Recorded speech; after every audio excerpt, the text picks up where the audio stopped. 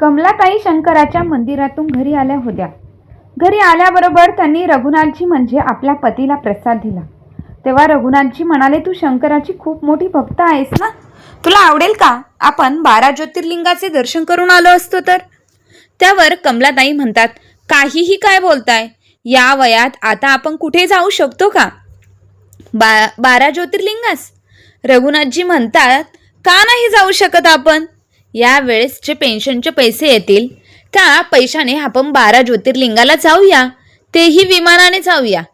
कमलाताई खूप खुश होतात, पण त्यानंतर म्हणतात, अहो आपला मुलगा आणि सुनबाई काय म्हणेल, तयार होतील का आपल्याला पाठवायला. त्यावर रघुनाथजी म्हणतात, त्यांना काय विचारायचे, पेन्शनचे पैसे तर माझे आहेत ना, पेन्शन माझी पैसे माझे, यावेळेस आपण त्यांना काही द्यायचे नाही. त्यावर कमलाताई म्हणतात, अहो त्यावरून घरात वादविवाद होतील. त्यावर रघुनाथजी म्हणतात, काही होणार नाही आणि तू काळजी करू नकोस, मी सगळी अरेंजमेंट करून येतो. असे बोलून रघुनाथजी मार्केटमध्ये निघून जातात. कमलाताई हॉलमध्ये बसून टीव्ही बघत असतात. तेवढ्यात त्यांची सून येते आणि कमलाताईंना म्हणते, आज 12 तारीख आहे आणि अजूनही बाबांनी त्यांच्या पेन्शनचे पैसे दिलेच नाहीत. घरातील सर्व किराणा संपला आहे, दिवसेंदिवस घरातील खर्च वाढत चालला आहे.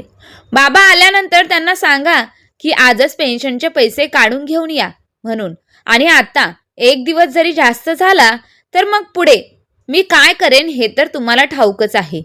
प्रिया खूप रागाने बोलत होती. त्यावर कमलाताई म्हणाल्या, सुनबाई, हा 1 महिना तरी तुम्हाला पेन्शनचे पैसे मिळणार नाहीत, कारण मी आणि तुझे सासरे आम्ही दोघेही फिरायला जाणार आहोत आणि त्यासाठी तुझ्या सासऱ्यांनी तिकिटे सुद्धा काढून आणली आहेत. त्यामुळे यावेळी तरी आम्ही पेन्शनचे पैसे तुम्हाला देऊ शकणार नाही. सासूचे बोलणे ऐकून प्रिया भडकली आणि कमलाताईंना मोठ्या आवाजात म्हणाली, काय म्हणालात तुम्ही, पुन्हा एकदा बोला पाहू. तुम्ही दोघे ह्या वयात फिरायला जाणार, लाज वाटते की नाही तुम्हाला, म्हातारपणात फिरायला जात आहात म्हणे, थोडी तरी लाज बाळगा. आणि सर्वात महत्त्वाचे म्हणजे तुमच्या अंगामध्ये जीव तरी आहे का फिरायला जायला. कुठेतरी धडपड करशाल आणि माझे आणखीन एक काम वाढून ठेवशाल. काहीच गरज नाहीये कुठे तुम्हाला बाहेर फिरायला जायची. आपल्या सासूला ती खूप मोठ्या कडक आवाजाने बोलत होती आणि कमलाताई नेहमीप्रमाणे आपल्या सुनेचे बोलणे गुपचूप मान खाली घालून ऐकून घेत होत्या, कारण घरामध्ये त्यांच्या सुनेचे राज्य चालत होते. कमलाताईंचे पती रघुनाथजी सरकारी नोकरीतून सेवानिवृत्त झाले होते.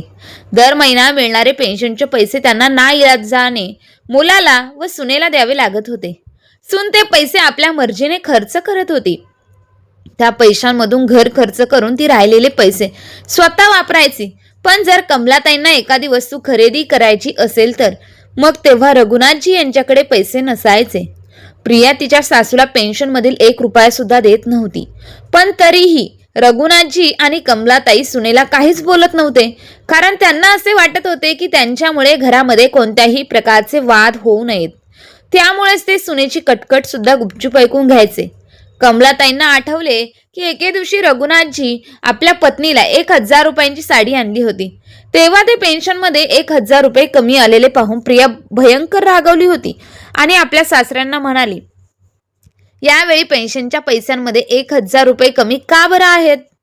तेव्हा रघुनाथजी म्हणाले, सुनबाई, मी तुझ्या सासूला आज तिचा वाढदिवस आहे म्हणून 1000 रुपयांची साडी आणली, कारण ती साडी तिला खूप आवडली होती आणि बरेच वर्ष झाले मी तिच्यासाठी एकही साडी खरेदी केली नव्हती. नेहमी तू तिला तुझ्या काही जुन्या साड्या वापरायला देतेस आणि त्या जुन्या साड्या ती घरात आणि बाहेर जातानाही नेसतेस. त्यामुळे मी असा विचार केला होता की कमलाच्या वाढदिवसाला तिला एक छानशी साडी खरेदी करून द्यावी.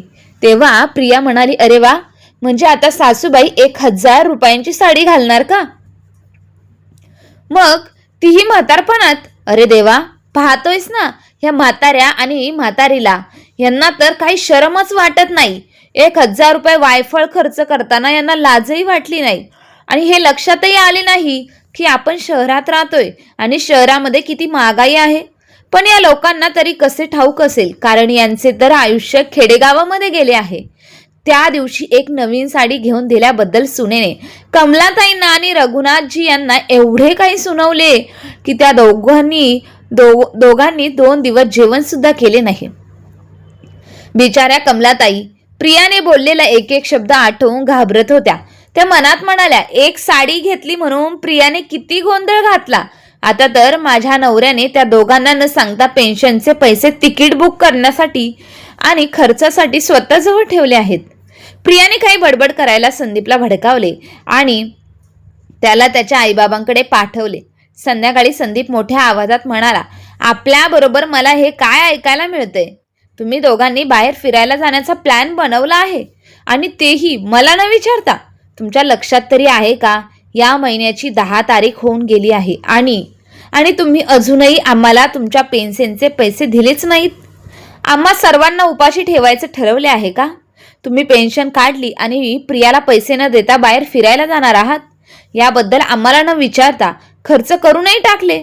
मग आता महिन्याचा राशनचा खर्च कोण करणार? लाईट बिल कोण भरणार? हे बघा, मी तर माझे पैसे घरात देऊ शकत नाही. मला काही तुमच्यासारखी सरकारी नोकरी नाही, त्यामुळे पेन्शनही मिळणार नाही. म्हणून माझा पगार मी सेव्हिंग करतोय, जेणेकरून भविष्यात हेच पैसे आमच्या उपयोगाला येतील. आणि सर्वात महत्त्वाचे, तुम्ही आम्हाला आमच्या म्हातारपणात पुरणार नाही. त्यामुळे जिवंत आहात तोपर्यंत तरी पेन्शनचे पैसे नीट द्या आणि त्याचा योग्य वापर होऊ द्या. म्हणजे आम्हाला द्या. तुम्हा दोघांना एवढे पैसे लागतात कशाला? उगाच पैसे कुठेही उधळू नका. आई बाबा या घरामध्ये राहायचे असेल तर तुम्हाला पेन्शनचे पैसे द्यावे लागेल. तो रागारागामध्ये मोठ्या मोठ्या आवाजात बोलत होता.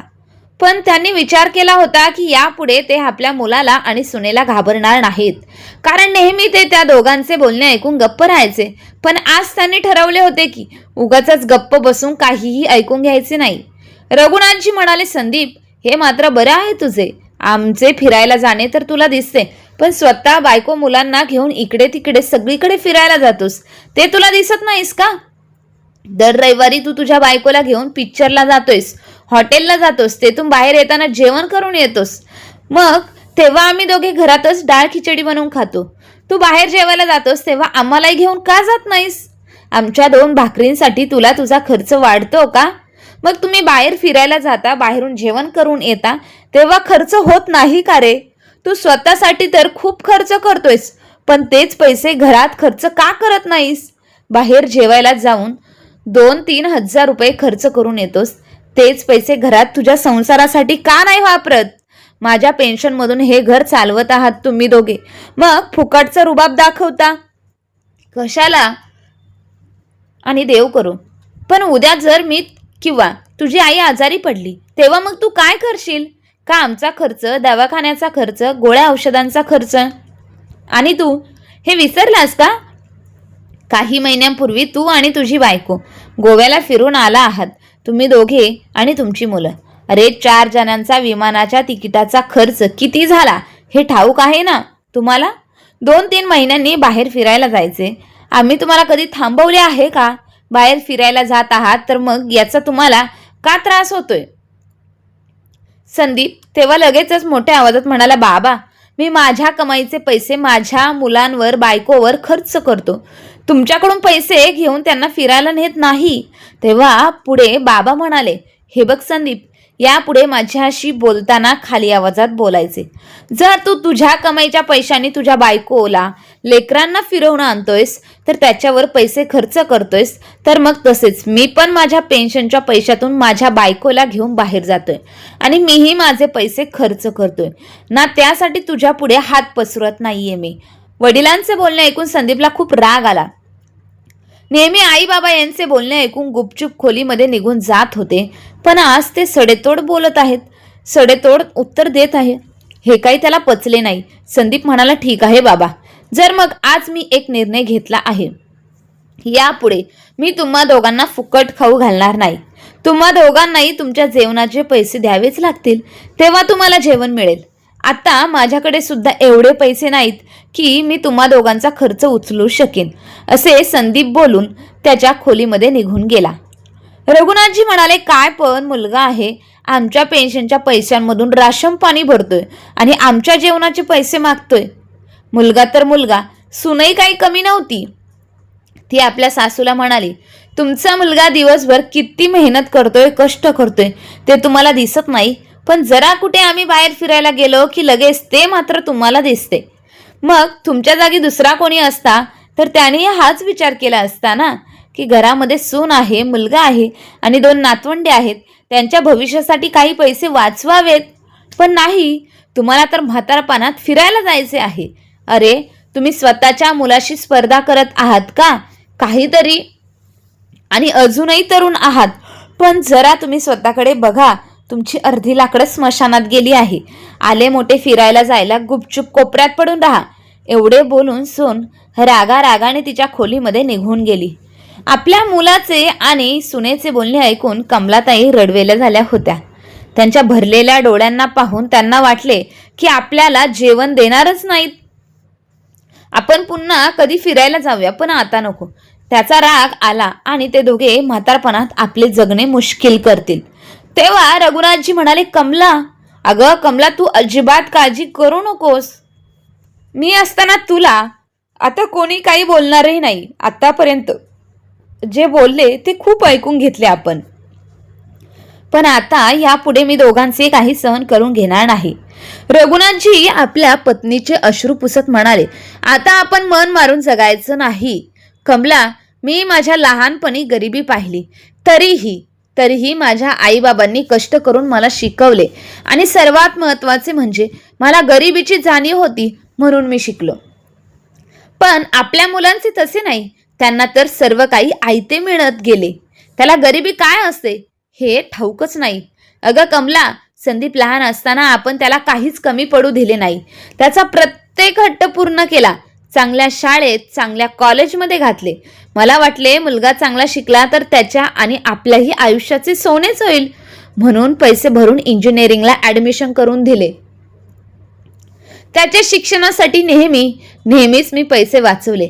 विचार केला होता, जर मुलगा शिकला तर आपल्याला आपल्या म्हातारपणात आराम करता येईल, आनंदाने जीवन जगता येईल, आपण आपल्या जबाबदारीतून मुक्त होऊ. पण आता म्हातारपणी याच मुलाने आपल्यावर बंधने घातलेली आहेत. आपल्याला त्याच्या बायकोच्या तालावर नाचायला लावत आहेत. त्यामुळे आपल्याला मन मारून जगावे लागत आहे. अगं, तेव्हा आपल्या खांद्यावर आपल्या मुलाची जबाबदारी होती, पण आता आपण त्या जबाबदारीतून मुक्त झालो आहोत ना. तर मुलाने आणि सुनेने आपल्याला मुक्तच होऊन दिले नाही. तू अजूनही ह्या वयात किचनमध्ये काम करत असतेस. नेहमी काम करायचं आणि ही गावभर फिरायचं. तिला तिच्या चुका सांगितल्या की मग खूप रागही येतो. खरे तर ते तुझेच सर्व चुकले आहे. लग्न झाल्यावर तू तिच्यावर जबाबदारी टाकलीच नाही. सर्व काही स्वतः केलेस, त्यामुळे ती निवांत आहे. ती फक्त माझ्या पेन्शनचे सर्व पैसे घेऊन मला डोळे वटारून कमलाताई बोलते. आणि कमलाताई उदास होऊन म्हणाल्या, आता काय करायचे तरी? आपल्या नशिबात असेच राहणार का? असेच लिहिले आहे. रघुनाथजी म्हणाले, यापुढे असे राहू शकत नाही. मग मी जो काही विचार केला आहे त्याप्रमाणे मी वागेन. दुसऱ्याच दिवशी मग रघुनाथजी दोघांच्याही विमानाचे तिकीट काढून घेऊन येतात आणि मग फिरायला जाण्याचा प्लॅनही करतात. त्यामधून रघुनाथजींना दरमहा 40,000 रुपये पेन्शन मिळते. त्यातून 25,000 रुपयांची तिकिटे त्यांनी काढली आणि 15,000 रुपये स्वतःजवळ ठेवले. आणि मग तेव्हा कमलाबाई घाबरल्या. त्या म्हणाल्या, आपण जायला नको, राहू द्या, हट्ट सोडून द्या, उगाच घरामध्ये भांडण तंटा नको. आपली सून आपले जगणे मुश्किल करेन. तेव्हा रघुनाथजी म्हणाले, कमला, तू घाबरण्याची काहीच गरज नाही. आपण सुनेचे आणि मुलाचे आश्रित नाही. हे पैसे माझ्या हक्काचे, माझ्या पेन्शनचे आहेत आणि माझे पैसे मी माझ्या मर्जीने खर्च करणार आहे. दुसऱ्या दिवशी त्यांचा मुलगा हे सर्व रागाने पाहत होता आणि स्वतः आपल्या वडिलांना म्हणाला, बाबा, आता तुम्हाला मी हातामध्ये पिशवी देतो. मला जाऊ नका सांगितले होते आणि तुम्ही जात आहात. 2 दिवसानंतर आपल्याला निघायचे मुद्दाम करत आहे हे. त्यामुळे मी आता तुम्हाला इथे एक क्षणही सहन करणार नाही. तुम्हाला तुमच्या राहण्याची व्यवस्था दुसरीकडे कुठेतरी करावी लागेल. तेव्हा रघुनाथजी मुलाला म्हणाले, संदीप, आम्ही आमच्या राहण्याची सोय का करायची? तू जिथे उभा आहेस ना, जिथे उभा राहून बोलत आहेस ना, ते घर माझे आहे. माझ्या कष्टाच्या पैशाने खरेदी केलेले आहे. हा प्लॉट मी माझ्या फंडाच्या पैशांतून खरेदी केला होता आणि हे घर बांधले होते, तेही माझ्या स्वतःच्या पैशाने. आणि कायद्याने म्हणशील तर ते घर माझेच आहे आणि तू मलाच माझ्या घरातून बाहेर हो म्हणत आहेस. जाणार तर तुम्ही दोघे आहात ह्या घरातून. उद्या मी आणि कमला बाहेर फिरायला जाणार आहोत, तेही 10 दिवसांसाठी. 10 दिवसानंतर येऊ. या 10 दिवसात तुम्ही तुमची राहण्याची सोय दुसरीकडे कुठेतरी करा. आपल्या वडिलांचे बोलणे ऐकून मुलाच्या आणि सुनेच्या तोंडावर 12 वाजले होते. त्यांचा स्वतःच्या कानांवर आता विश्वास बसत नव्हता की त्यांचे वडील कधी अशा प्रकारे त्यांच्याशी बोलतील, त्यांनाच घराबाहेर काढतील. तेव्हा प्रिया म्हणाली, बाबा, जर तुम्ही आम्हाला घरातून बाहेर काढायचे नाव घेत आहात तर मग तुम्हाला जेवण कोण बनवून देईल? म्हातारपणात तुमची काळजी कोण घेईल? शेवटी आम्ही तुमच्या कामी येणार आहोत. तेव्हा लगेच रघुनाथजी म्हणाले, सुनबाई, तू आधी तुझ्या डोळ्यांतून हा गैरसमज बाहेर काढ की आम्हाला तुमची गरज लागेल किंवा आम्ही दोघे तुमच्या आश्रयात आहोत. आता आम्हाला तुम्हा दोघांच्या आश्रयाची काहीच गरज नाही. अगं, माझे घर एवढे मोठे आहे की मी ह्या घरामध्ये 2 लोकांना भाड्याने ठेवीन आणि घरकामासाठी एक कामवाली लावीन. मी माझ्या पेन्शनचे पैसे अगदी माझ्या मर्जीने खर्च करेन. तू आमची काळजी करू नकोस. फक्त स्वतःचा विचार कर की आता पुढे तुमचे कसे होईल आणि काय होईल. रघुनाथजी यांचा राग पाहून दोघेही दंग झाले. रघुनाथजी आणि कमलाताई दोघेही आपल्या खोलीत निघून गेले. दुसऱ्या दिवशी ते दोघेही तयार होऊन बॅग घेऊन एकमेकांचा हातात घेऊन एअरपोर्टला जाण्यासाठी निघाले. आज त्यांचे एक स्वप्न अजून पूर्ण होणार होते. त्यांच्यासोबत त्यांच्या पत्नीचीही इच्छा पूर्ण होणार होती. प्लेनमध्ये बसल्यानंतर दोघे पती पत्नी खूप खुश होते. कमलाताईंच्या डोळ्यांतून आनंद अश्रू थांबत नव्हते. त्यांनी कधी स्वप्नातही विचार केला नव्हता की त्याही कधी विमानाने प्रवास करतील. ते दोघेही 12 ज्योतिर्लिंगांपैकी पहिल्या ज्योतिर्लिंगाच्या ठिकाणी पोहोचले. तिथे त्यांनी ज्योतिर्लिंगाचे दर्शन घेतले आणि आजूबाजूच्या परिसरात फिरायला लागले. हे त्यांच्या आयुष्यातील सर्वात चांगले दिवस होते. रघुनाथजी म्हणाले, कमला, तू खुश आहेस ना? मला फक्त तुला आनंदी बघायचे आहे. कितीतरी दिवसानंतर आज आपण मनसोक्त जगलो आहोत. अगं, आपल्याही इच्छा असतात. आपल्या म्हातारपणासोबत आपल्या इच्छा सुद्धा मरून गेल्यात का? तेव्हा कमलाताई म्हणाल्या, बरोबर बोलत आहात तुम्ही. आपल्या मुलाने आणि सुनेने आपल्या चेहऱ्यावरचे हसू आणि आनंद हिरावून घेतला होता. प्रत्येकाला आपले आयुष्य आपल्या पद्धतीने जगण्याचा हक्क आहे, मग तो तरुण असो किंवा म्हातारा. आणि तसेही म्हातारपणात तर माणूस अगदी लहान मुलासारखं असतो. पण आजकालच्या संदीप सारख्या मुलांना हे पटतच नाही. त्यांना फक्त स्वतःच्या आनंदाशी मतलब आहे, स्वतःच्या स्वार्थाशी मतलब असतं. अशी मुले आईवडिलांच्या सुख दुःखात किंवा इतरांबद्दल त्यांना काही देणे घेणे नसते. रघुनाथजी म्हणाले, अगं कमला, हे फार बरे आहे. आपल्याला पेन्शन तरी मिळते, म्हणून तर आपण आज आपल्या पेन्शनच्या जोरावर आपल्या मुलाशी बोलू शकत आहोत. पण त्या आईवडिलांचे काय, ज्यांनी आपली सर्व जमापुंजी मुलांवर खर्च केली आणि आपल्या म्हातारपणासाठी काहीच शिल्लक ठेवले नाही. आणि तीच मुले जर आपल्या आईवडिलांना त्रास देत असतील तर मग त्या आईवडिलांनी म्हातारपणात काय करायचं? ते बिचारे आपले म्हातारपण कसे जगत असतील? माझे तर असे म्हणणे आहे की माणसाने जिवंत असेपर्यंत आपले सर्व काही मुलांना देऊ नये. काही आईवडील असा विचार करतात की जे काही आहे ते सर्व आपल्या मुलांचेच आहे, मग ते प्रेमापोटी मुलांना सर्व काही देऊन टाकतात. आणि काही दिवसांनी जर आई वडिलांना मुले सुना त्रास देत असतील तर समजून जायचे की आता आपले म्हातारपण कठीण झाले आहे. प्रत्येक आई वडिलांनी आपल्याजवळ काहीतरी राखून ठेवावे, गाफील राहू नये. म्हातारपणात त्रास हा निश्चित आहे. अगं, आज आपल्याकडे पैसे आहेत म्हणूनच तर आपण आपल्या पेन्शनच्या जोरावर विमानाचा प्रवास करत आहोत. नाहीतर आपला मुलगा आपल्याला घराबाहेरही जाऊन देत नव्हता. त्यानंतर दोघांनी खूप खूप गप्पा मारल्या. 10 दिवसानंतर ते आनंदात गेले. 10 दिवसानंतर रघुनाथजी आणि कमलाताई घरी पोहोचले. तेव्हा त्यांनी पाहिलं की संदीप डोक्याला हात लावून बसला होता. आई वडील आलेले पाहून त्याने आई वडिलांचे पाय धरले आणि म्हणाला, बाबा, आई, मला माफ करा, माझे चुकले. आता यापुढे मी कधीही तुम्हाला काहीही त्रास देणार नाही. आई वडील दोघेही एकमेकांकडे पाहतात. तेव्हा रघुनाथजी म्हणतात, प्रिया कुठे आहे? तेव्हा तो रडायला लागतो आणि म्हणतो, बाबा, तुम्ही गेल्यानंतर प्रियाला अचानक चक्कर आली आणि ती जमिनीवरती पडली. तेव्हा मी तिला डॉक्टरांकडे घेऊन गेलो. आता डॉक्टरांनी टेस्ट केली आहे. तेव्हा तिला एक जीवघेणा आजार असल्याचे समजले आहे. आजपर्यंत मी माझ्या पगारातील एकही पैसा घराला न देता भविष्यात उपयोगी पडेल म्हणून साठवला होता, पण आता ते सर्व पैसे किंवा त्याहून जास्त पैसे प्रियाच्या आजारावरती उपचार करण्यासाठी खर्च करावे लागणार आहेत. आजपर्यंत तुम्ही तुमच्या पेन्शनवर घर चालवत होता आणि मी माझे पैसे फक्त माझ्यासाठी आणि माझ्या बायकोसाठी वापरले. मी एकदाही तुम्हाला विचारले नाही की बाबा तुम्हाला खूप खर्च होतोय, मी थोडाफार हातभार लावतो. मी कधी आईला किंवा तुम्हाला माझ्याकडून काहीच दिले नाही. मी फक्त घेत आलो आणि म्हणूनच देवाने आज मला प्रियाच्या आजाराची एवढी मोठी शिक्षा त्या बदल्यात दिली आहे. बाबा, आज मला आणि प्रियाला खूप पश्चाताप होतोय. आमच्यावर खूप मोठे संकट ओढवले आहे. तुम्ही मला 10 दिवसात घर खाली करायला सांगितले होते, पण मला आणखीन थोडा अवधी द्या, असे म्हणत तो रडू लागला. मुलाला रडताना पाहून कमलाताईंच्या डोळ्यांतून अश्रू पाणी डोळ्यांतून बाहेर येऊ लागले. पण रघुनाथजी हाताची घडी घालून उभे होते. ते म्हणाले, आम्ही तुझ्यावर विश्वास ठेवावा असा तू नाहीयेस, त्यामुळे मला आधी सुनबाईचे रिपोर्ट दाखव. संदीपने लगेच वडिलांच्या हातात फाईल दिली. त्यांनी ती फाईल पूर्णपणे तपासली. तेव्हा खरंच संदीप जे काही बोलत होता ते संपूर्ण खरं होतं. रघुनाथजी यांनी डोळ्यांवरचा चष्मा काढला आणि विचारले, डॉक्टर काय म्हणाले?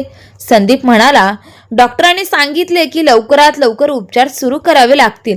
साधारण 10 लाख रुपये खर्च येईल असे म्हणाले. तेव्हा रघुनाथजी म्हणाले, ठीक आहे, उद्या सुनबाईला हॉस्पिटलमध्ये घेऊन जाऊ. तू पैशांची काळजी करू नकोस. पैसे कमी पडले तर आपली गावाकडची रत्नागिरीतील जमीन विकू. दुसऱ्या दिवशी संदीप प्रियाला हॉस्पिटलमध्ये घेऊन गेला आणि डॉक्टरांनी प्रियावर उपचार सुरू केले. काही महिन्यांनी प्रियाच्या तब्येतीत सुधारणा झाली. प्रिया आणि संदीप हॉस्पिटलमधून घरी आले. कमलाताईंनी भाकरीचा तुकडा घेतला, प्रियावरून ओवाळून टाकला. घरी आल्याबरोबर प्रिया आणि संदीप आनंदाने आई वडिलांचे पाय धरले. संदीप म्हणाला, बाबा तुम्ही महान आहात. आज फक्त आणि फक्त प्रिया तुमच्यामुळे जिवंत आहे. मी आणि प्रियाने तुम्हाला आईला किती त्रास दिला, तरी आज तुम्ही तिच्यासाठी एवढं काही केलं. रघुनाथजींनी संदीप आणि प्रियाला उठवले आणि म्हणाले, संदीप एक सांगतो, मी हे सर्व फक्त माझ्या 2 नातवंडांसाठी केले आहे. लहान मुलांना आई किती महत्वाची असते हे माझ्याशिवाय आणखी कोणालाही ठाऊक असेल का? तेवढ्यात कमलाताई त्यांच्या खोलीतून बॅग घेऊन बाहेर आल्या. प्रिया म्हणाली, आई तुम्ही कुठे जात आहात? रघुनाथजी म्हणाले, आम्ही गावी जाऊन राहण्याचा निर्णय घेतलेला आहे. तेव्हा प्रिया म्हणाली, बाबा मला माफ करा. मी तुम्हा दोघांना ओळखायला खरंच खूप मोठी चूक केली. मी खूप त्रास दिला, पण मला एक संधी द्या. यापुढे मी तुम्हाला कधीही काहीही त्रास देणार नाही. तुमच्याकडून पेन्शनचे पैसेही घेणार नाही, पण तुम्ही आम्हाला सोडून जाऊ नका. त्यानंतर प्रिया कमलाताईंसमोर हात जोडून विनंती करत म्हणाली, आई तुम्ही तर बाबांना सांगा ना, आम्ही तुम्हाला काहीच बोलणार नाही. तेव्हा कमलाताई म्हणाल्या, आहो मी काय म्हणते, प्रिया आणि संदीपला त्यांची चूक समजली आहे आणि तसेही ती आत्ताच हॉस्पिटलमधून आली आहे ना, मग आपण तिच्याजवळ थांबले पाहिजे. तेव्हा रघुनाथजी म्हणाले, हाच तुझा मऊ स्वभाव पाहून लोक तुला त्रास देतात. जर कोणी 2 गोड शब्द बोलले की लगेच तेवढंच तुला लगेच पुरेसं असतं. तेव्हा प्रिया म्हणाली, बाबा खरंच तुम्ही मला एक संधी देऊन तर बघा ना. मी माझ्या मुलांची शपथ घेऊन सांगते, मी तुम्हाला कधीही काहीही यापुढे त्रास देणार नाही. कमलाताईने प्रियावर हात उचलला आणि म्हणाल्या, खबरदार यापुढे निष्पाप मुलांची शपथ घेतलीस तर. तेव्हा रघुनाथजी आपल्या पत्नीकडे पाहत म्हणाले, तुझे हे रूप आधीच दाखवले असते तर आपल्याला कोणीच त्रास देण्याची हिंमत कधीच केली नसती. ते पुढे म्हणाले, ठीक आहे, मी तुम्हा दोघांना एक संधी देतो, पण माझ्या काही अटी आहेत. मी यापुढे माझ्या पेन्शनचे सर्व पैसे तुम्हाला देणार नाही. मी फक्त 20,000 रुपये देईन. बाकीचे 20,000 रुपये हे माझ्याजवळच ठेवणार आहे. कारण मला पण माझ्या आणि माझ्या पत्नीच्या औषधांचा, दवाखान्याचा, गोळ्यांचा खर्च आहे आणि आम्हाला सारखे तुमच्याकडे पैसे मागणे चांगलं वाटत नाही. माझे पैसे मला तुमच्याकडे मागावे लागतात आणि हे मला मान्य नाही. आणि हो, आणखीन एक, जोपर्यंत आम्ही जिवंत आहोत या घराचे मालक आम्ही दोघे पती पत्नी आहोत, हे लक्षात असू द्या. तेव्हा प्रिया म्हणाली, बाबा आम्हाला तुमच्या सर्व अटी मान्य आहेत. संदीप म्हणाला, बाबा मी आता तुमच्याकडून पैसे घेणार नाही. घरातील राशन, लाईट बिल सर्व काही मी बघेन. त्यानंतर दुसऱ्या दिवसापासून प्रियाच्या वागण्यात फार फरक दिसू लागला. ती सकाळी लवकर उठून घरकाम करू लागली. तेवढ्यात कमलाताई मंदिरातून घरी आल्या होत्या. तेव्हा त्यांनी पाहिले की प्रिया किचनमध्ये काम करत होती. त्या पटकन किचनमध्ये गेल्या आणि प्रियाला म्हणाल्या, अगं प्रिया, तुला तर कालच हॉस्पिटलमधून घरी आणले, डिस्चार्ज मिळाला आहे आणि तू लगेचच काम करू नकोस. काही दिवस तू थोडासा आराम कर, मी काम करेन. तिकडे सासूकडे पाहिलं आणि मनात म्हणाली, यांना माझी किती काळजी आहे आणि मी उगाचच ह्या चांगल्या लोकांना, माणसांना त्रास दिला. याचा आता प्रियाला फार पश्चाताप होऊ लागला. ती म्हणाली, सासूबाई मी ठीक आहे. तरी आता कमलाताई प्रियाला प्रत्येक कामात मदत करत होत्या. संदीप सुद्धा आता त्याच्याकडून, वडिलांकडून एकही रुपया घेत नव्हता. व्यवस्थित घर चालवत होता आणि मुलगा आणि सून सुधारले पाहून याचा कमलाताईंना आणि रघुनाथजी यांना म्हणाल्या, आपला मुलगा रस्त्यात चुकला होता, त्याला त्याची चूक समजली. यासाठी मी देवाचे खूप खूप आभार मानते. तेव्हा रघुनाथजी म्हणाले, कमला असे नाही, प्रिया आजारी पडली होती तेव्हा त्याला आपली गरज होती आणि तेव्हाच आपण त्याला संकटात असताना आई वडिलांची किंमत कळाली. काहीही म्हण, पण दोघा नवरा बायकोंमध्ये चांगला बदल घडून आला आहे हे मात्र तितकंच नक्की. असो, दोघांनाही दोघांचाही सुखाचा संसार करावा, याशिवाय आपल्याला तरी अजून काय हवं आहे, बरोबर ना मित्रांनो? कधी कधी आयुष्यामध्ये कठोर निर्णय घ्यावे लागतात. थोडे स्वार्थी वागावे, बोलावेही लागते. कारण आजकाल लग्न झालेली काही मुले आणि त्यांच्यासोबत त्यांच्या बायकाही आई वडिलांना सोबत गृहीत धरतात. मुले जर बायकोसमोर आई वडिलांचा अपमान करत असतील तर मग सुनाही नवऱ्याचे पाहून सासू सासऱ्यांना त्रास देतात. तसेच आजच्या युगामध्ये ही गोष्टही सत्य आहे. जर आज तुमच्याजवळ पैसे आहेत तर तुम्हाला इज्जत आहे. जर तुमच्याजवळ पैसा नाही, प्रॉपर्टी नसेल तर तुम्हाला कोणीही विचारणार नाही. त्यामुळे नेहमी तुमच्याजवळ काहीतरी शिल्लक ठेवा, कारण पैशाच्या जोरावर तुम्ही स्वतःचे आयुष्य स्वाभिमानाने जगू शकता.